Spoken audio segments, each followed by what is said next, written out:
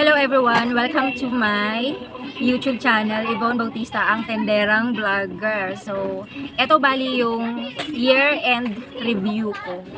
So, medyo may background tayo ng konting music kasi yung mga teenager dito sa amin ay nagpa-practice ng sayaw. Nag-headset tayo guys para medyo malinaw yung boses ko.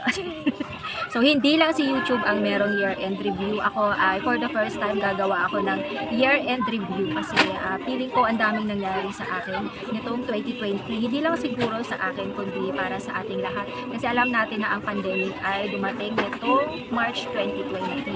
So, meron akong i-display mamaya. Ito siya. Ayan, yan lang naman. Tsaka tinapay. At tsaka konting soft drinks. Pero mamaya na lang yun. Tape ko muna itong year-end review ko. Today is December 30. And bukas ay disperas na New Year. December 31. So baka sobrang dami ng magbibideo. Okay, bukas mahirapan na ako mag-tape. And sobrang busy na din. Kaya ngayon ko gagawin yung year-end review ko. So sa mga hindi pa po nakakakilala sa akin, ako po si Yvonne Bautista. Ang binagsagang tenderang vlogger ng QZ na minsan tinawag din ang mga fans na Evonatics, Kalami, and Kahambol B. Ayan, so sa aking year-end review, ano ba? Okay, sa isang taon ang pagsasama natin from January at up to this date, December 30, gusto kong magpasalamat unang-una sa lahat ng mga organic viewer ko na from the start, actually 2 years na ako sa YouTube guys. Magto 2 years. Oo, tama. And sobrang thankful ako kasi yung mga organic viewer ko, yung iba ay naging close ko and naging friends ko sa Facebook, yung iba na meet ko pa. Ayan, and lagi kong nakaka-chat yung iba. Shout out sa aking ka-Team Kape. Maraming mga dating organic viewer, like katulad ni Earl Dondon, ni Ate Elsa Enario, na dating organic viewer ko lang na ngayon ay nag-YouTube na kasi kaya-kaya naman pala. Maraming dating nanonood lang, ngayon ay nagtindahan na kasi na-inspired. Si Sweetie Juban, si Mers Galiana Vlog, and si Japong Vlog. Shout out sa'yo, Japong Vlogs. Sila yung mga dating nanonood lang na ngayon ay may sari-sari store na. And dating OFW na ngayon ay may sari-sari store na. So, sa year-end review, ito yung sariling version ko. Kwento ko lang kung anong mga nangyari. So, sit back, relax, and enjoy. So, madaming pagsubok na dumating sa atin ngayon itong year of 2020. Pagsubok sa career and of course sa pero marami tayong mga na-meet na new friends. Meron tayong kumbaga kahit na madaming mga negative na dumating ay nilampasan natin na lahat. So mas marami pa rin mga positive na nangyari sa akin this year. So, di ba nga nagkaroon ng pandemic, eh medyo bumaba tayo sa quota. Ganun naman talaga sa sari-sari store business, di ba? Hindi naman lahat o araw-araw ay fiesta. Merong time na matipeste ka, merong time na hindi ka makakakota, and merong time na lagpas-lagpas ka sa quota. And kung yung time na madaming customer, yun yung parang i-grab mo, di ba? Huwag kang makawala ng stocks. Katulad ng may okasyon ngayon. So, yung pandemic talagang medyo nakalbo yung tindahan. Pero at least yung mga napagbentahan ay naitabi naman natin. Congratulations sa mga nakasurvive nung pandemic. Kasi sa totoo lang, merong mga nag-message sa akin na hindi talaga nila nalagaan yung tindahan nila nung nagkaroon ng pandemic. So, case-to-case basis kasi yun. Depende rin sa sitwasyon, independe dun sa status mo sa buhay. Kung sakali na maraming umaasa sa tindahan and puro labas lang yung benta, walang pumapasok, talagang malulugi at malulugi yan.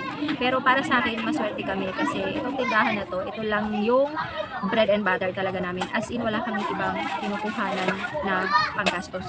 Sa mga magre-react dyan na meron naman akong YouTube sweldo, hindi ko po pinapakialaman yung YouTube sweldo ko. Bukod sa tax at bukod dun sa pinangregalo ko sa mama ko nung nag-senior na siya, nung nag-birthday siya, ay yun lang po yung bawas ng YouTube sweldo ko. And yung pakurot-kurot minsan, yung mga butal-butal ng pinambibili ng milk tea. So, kumbaga, meron akong gusto kasi ang napunta ako dito sa YouTube ay hindi sinasadya. Alam mo yung vlog lang. Hindi ko akalain na merong makakakilala and parang magtutuloy-tuloy. So, parang coincidence, parang ganun ko siya matatawag. So, thank you kay YouTube and kay Google AdSense and thank you sa inyong lahat mga kapwa ka YouTuber and organic viewer na tumatangkilik sa video ko na kahit papano ay meron tayong sinisweldo buwan-buwan and meron tayong naipon. Gusto ko kasi meron akong makita ang katas ni YouTube sweldo. Sa ngayon, wala pa akong kung saan siya mapupunta or plano kasi maliit pa lang naman siya, hindi pa naman siya umabot ng milyon.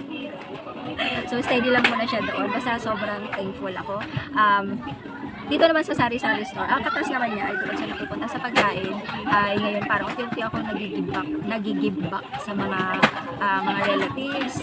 And kahit pa paano may nabibigay naman tayo, di ba? Hindi nga lang ganun kabongga kasi hindi naman tayo mayaman. Pero at least kahit na hindi tayo mayaman, ay nagsishare tayo ng blessings. Lalo-lalo na din sa mga kamag-anak ko na nakatulong sa akin dati nung wala talaga ako, nung single pala ako. Wala ako sariling tindahan. So, masasabi ko guys, sa buong taon ko ng 2020, hindi ko naman masabi na 70% ang problema and 30% yung masaya. Kasi parang sabihin na lang natin 50-50 kasi grabe ang bigat talaga mula nang dumating yung pandemic. Medyo malaki ang nawala. Pero kahit na malaki yung nawala, parang nabawasan lang ng konti yung ipon mo, yung maiipon mo na dapat naka-fix siya ng ganun. Pero kahit pa paano, para sa akin, dito sa sari-sari store namin ay okay pa rin naman. Kasi hindi kami pinapabayaan ng Panginoon kasi mula nga nung nag-pandemic, maraming tindahan ang nadagdag dito sa akin. Kaya nga hindi talaga ako nakakakota minsan nung time ng pandemic. Na-i-vlog ko yun na nasa 3,000 na lang yung benta ko sa isang araw. So na-i-vlog ko yun guys, nandyan lahat yun. Yung time na yun hindi rin ako nakaka-upload palagi kasi wala naman akong maiko-content kasi walang laman yung tindahan dahil limited na lang yung paglabas, hindi ka makapamili-mili. So sobrang nakakatakot para sa family mo kasi baka pag lumabas ka, pag uwi mo may dala ka ng alam mo marami sa inyo, sa mga organic viewer ko, yung mga viewers ko from abroad ng mga OFW na parang hangang-hanga sila. Pero para sa akin yung normal lang, masaya ako na araw-araw nakakakota ngayon. And kung lumagpas man sa kota ay syempre sobrang blessed na yun para sa akin. Minsan kasi konti ang benta, 'di ba? Pero minsan naman ay malaki ang benta. So hindi na araw-araw piyesta. Minsan nababawasan yung stocks and hindi ka kaagad makapamili. Pero minsan puno-puno and sobra-sobra naman yung stocks mo. So ganun lang, balance lang talaga sa buhay. So, happy pa rin ako kasi kahit na parang minsan stress dito sa tindahan, minsan nakakapag-hangout naman with friends. Ayan, masaya ako kasi na-meet ko this year si Rochelle Siambe at ang kanyang family. May mga friends tayo na akala natin ay friends, pero parang friends with benefits ang naging dahilan. So, maswerte tayo pag nagkaroon tayo ng friends talaga and legit na friends ang thank you sa lahat ng mga supporters, sa mga organic viewer na laging nakasuporta sa akin and sa mga nagbigay sa akin ng regalo. Si Ma'am Pen Middleton, unang-una na dyan. Si Ma'am Mia Bacos, thank you po Ma'am Mia Bacos. Kay Froy Mark, thank you very much. Sila yung tatlong organic viewer ko na napaka-generous. Ma'am Pen Middleton is from Calgary, Canada. Ma'am Mia and Froy Mark ay from California. Ayan. Thank you din kay Ma'am Ethel Meligrito, kay Ma'am Lalaine Toledo, and kay Ma'am Marie Cabamungan. Ayan. Kay Jari Patriarca, kay Christine, kay Madam Tisay Blancs, kay Papa Roni, kay Ana Tendera ng Bayan, shout out. Kay Fabrin Baltasar, kay Kuya Jun Tuaso, and kay Ma'am Johnny TV. Thank you din kay Ate Rosa Dave's channel na organic kahit na YouTuber sila, and kay Kuya Eugene Tinko Vlogs. Sa lahat ng organic viewer ko na lagi nakasuporta, kay Jella Santos, kay Angela Camille, kay Mavic B, kay Lorne Z, kay Sir Judge Seya, kay Dennis Pamor, sa lahat sana walang nakalimutan. Sobrang blessed ako. Overall guys, kahit na nandyan yung problema, pero ayaw na lang pag-usapan yung naging problema ng yung parang pinaka-problema. Kung sa 100% ay syempre isipin natin yung good sides na nangyari sa atin. Alam mo yun, may problema sa career na may problem sa family, pero minsan alam mo yung nakaka-stress na yung minsan iisipin mo kung nagtrabaho ka 8 hours ka lang duty and after nung papahinga ka na, hihiga ka lang sa kwarto mo and magsa-cellphone. Pero naka-fix naman yung sweldo mo, naka-fix naman. Dito kasi sa sari-sari sa kung magsipag ka, isipin mo na mag-OT ka, pero malaki ang kita mo, malaki ang magtatabi mo, nasa sipag at tsaga talaga. Yung kahit na maghapon kang nakatayo, hindi ka mag-upo, pero isipin mo na at the end of the day, pag nabilang mo yung sales mo, yung malaki naman pala. So parang baliwala yung pagod. Minsan, naloloko ka. May mga utang na hindi na mabayaran. Parang ang sakit sa dibdib. Lalo na ako pag nagunot ako. Tapos sakit sa overpass, parang ang hirap. Pero isipin mo na lang din na nakatulong ka sa mga. Okay. Gusto ko mag-thank you sa mga tumulong sa akin. Sa nakaka-appreciate. Alam mo yun, yung para sa akin, nag-share lang naman ako ng kung ginagawa ko dito sa sari-sari store. Pero para sa kanila ay malaking impact na pala yun. Yung para sa akin maliit na bagay, pero para sa kanila malaki ang pinagbago. Lalo na pag talagang i-apply nila. Yung pag-ihiwalay ko ng benta, very talaga sa akin, laking tulong. Kasi yung pambayad ko ng kuryente, bibigay ko na siya iisip at the end of the month. Kasi ngayon may nadagdag ako. Every week may paluwagan kami na 2,000 pesos. So, gusto ko rin mag-thank you kay 4S Vlogs. Kasi si 4S Vlogs kami talaga yung parang sabay kami nag-start. Pero mas nauna siya sa akin. Si 4S Vlogs ang isa sa napaka-humble na kilala kong wholesaler. Maliban kila Madam Tisay and Rochelle. Ayan. Kay Mami Park din, gusto ko mag-thank you. Kasi dati pa din siya, halos sila nga ni 4S Vlogs. Dati ko pa yung nasabi na unang nagsari-sari store content sa mga dati kong dati hanggang ngayon naman Survival Mode TV kay Sweetie Jubar. Hindi ko alam kung anong unahin ko kasi yung puso ko punong-puno ng gustong ilabas. Hindi ko alam kung anong unahin ko. Actually, pinipigilan akong maiyak guys kasi parang overwhelmed na alam nyo minsan hindi nyo alam. Alam nyo, ang tingin kasi ng iba, feeling ko lang na parang ang strong ko, na ang laki ng benta ni Impone. Pero in reality, hindi naman talaga siya ganun kalaki. Parang ang strong ko, di ba?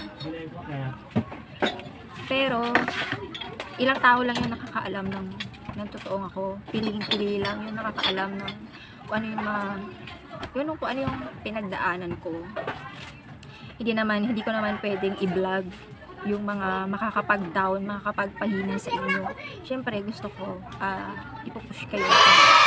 Pero gusto ko mag-thank you sa mga nakakaalam ng totoong pinagdaanan ko. Kasi, ang hirap kasi na meron kang pinarap na problema na ikaw lang mag-isa yung ikaw lang mag-isa yung lumalaban. Yung meron kang pinoprotektahan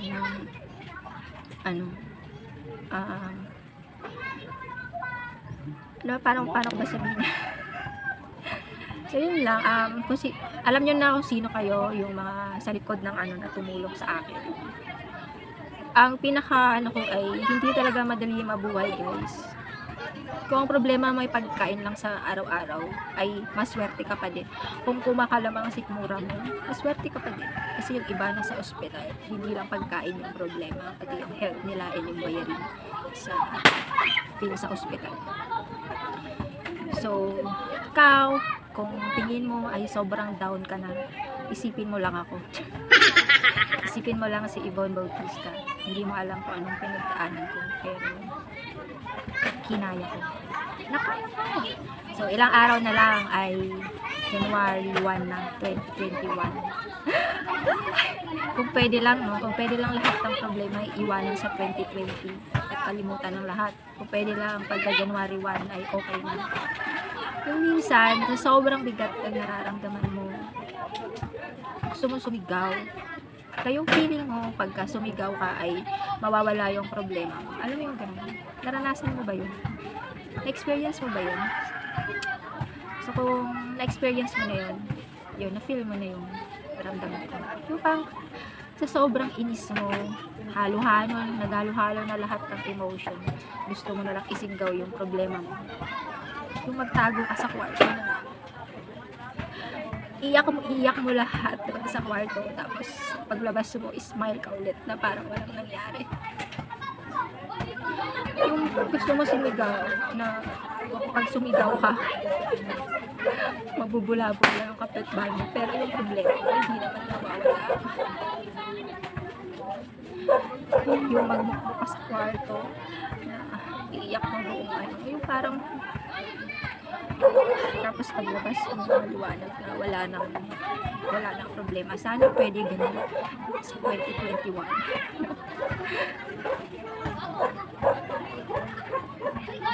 Ikaw lang malakas, diba? Ikaw lang malakas. So yun, kung may problema ka, isipin mo ako para makaya mo yung problema. Kasi ako kinakaya ko.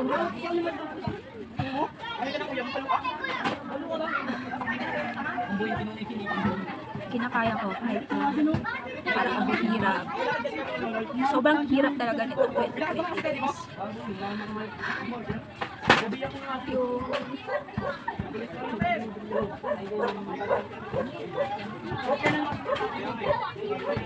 hindi nyo alam to, no? Ilang tao lang nakakaalam ng ano ko, kasi laging si Yvonne ay malakas, laging stroke. Pag tinatanong anong problema mo, wala. Alam mo yung pag tinanong anong problema mo, wala. Sabay tumalsik pala yung luha. Pero thankful pa rin ako. Thankful ako guys kasi kasama ko yung mga anak ko at saka healthy naman, wala namang sakit. Tsaka wala namang problema sila mama, kasama ko na sila. Yung sari-sari store ay okay pa rin naman. Yung malaban, nakakakota naman. Nakakabigyo. So, yun lang. Punong-puno ako na.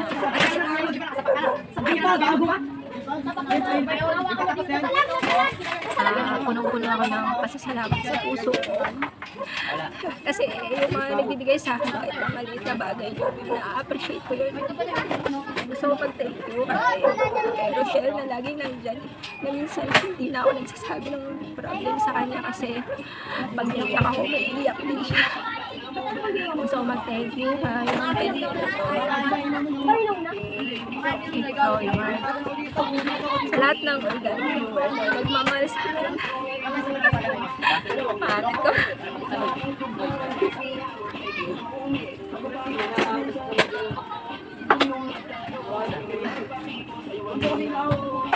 Basta yung puso ko guys, halo-halo yung emotion, yung baga fruit salad. Ang dami kong gusto kong sabihin, hindi ko alam kung ang title. Pero ang title ng vlog ko na to ay year-end review.